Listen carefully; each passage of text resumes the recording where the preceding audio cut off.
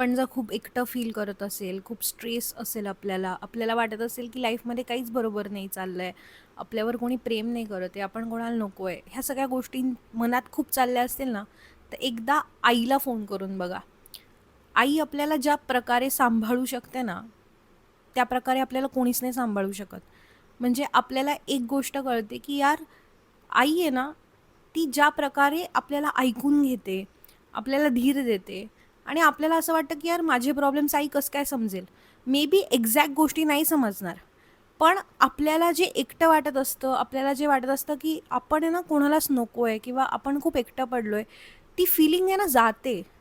फक्त एक कॉल करून बघा आईला आणि जर जमलं तर भेटायला जा. कारण की ती बेस्ट फिलिंग आहे आणि आपण ती खूप ग्रँटेड धरतो की आईच आहे, काय तिला काय कळणार आहे, पण तसं नाही आहे. तिला खूप काही कळतं.